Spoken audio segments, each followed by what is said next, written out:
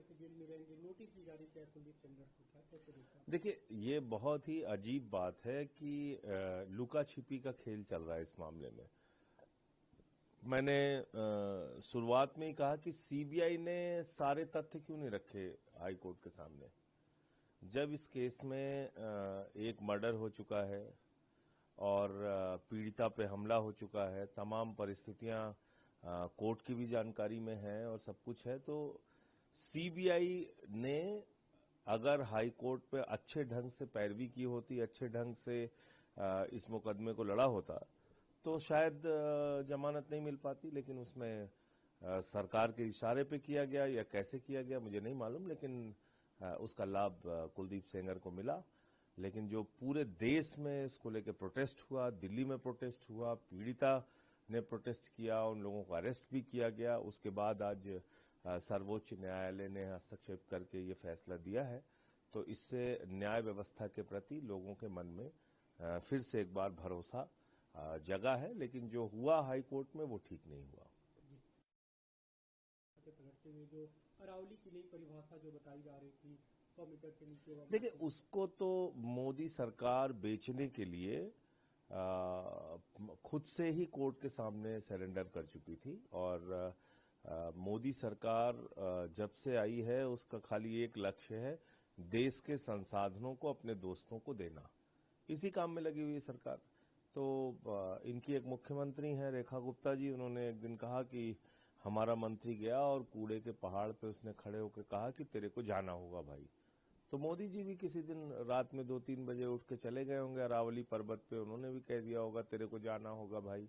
फिर जब जनता ने प्रोटेस्ट किया तब उन्होंने कहा तेरे को रुकना होगा भाई। यही सब चल रहा है इस देश में। बहुत ही दुर्भाग्यपूर्ण है कि इस तरह से हम अपने संसाधनों को बिकता हुआ, कटता हुआ, टूटता हुआ देख रहे हैं। लाखों की संख्या में पेड़ काट दिए जाते हैं, खदानें औने पौने दामों पे दे दी जाती हैं, एयरपोर्ट जो जनता के पैसे से बनाया जाता है उसको सौंप दिया जाता है। तो ये तो एक प्रकार से सब कुछ अपने दोस्त पे लुटाने की कार्रवाई है। और आज अरावली के मामले में भी जो सुप्रीम कोर्ट का फैसला है वो स्वागत योग्य है, अच्छा फैसला है। अभी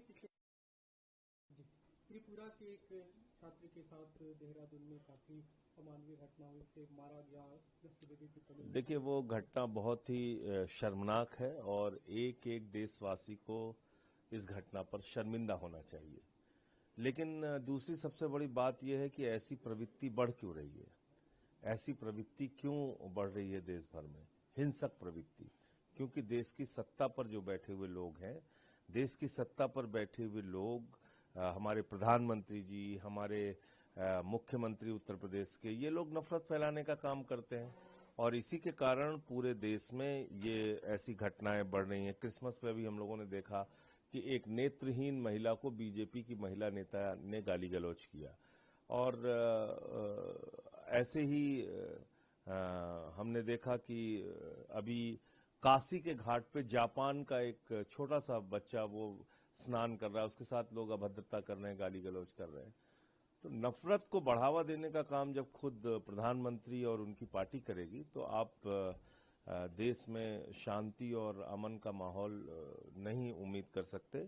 और त्रिपुरा के एमबीए छात्र के साथ जो घटना हुई वो बहुत ही शर्मनाक है। प्रधानमंत्री को सामने आके ऐसी घटनाओं पे बोलना चाहिए, उनको माफी मांगनी चाहिए। जबलपुर की महिला नेता ने जो उनके कांड किया या बजरंग दल के लोग जो काम कर रहे हैं,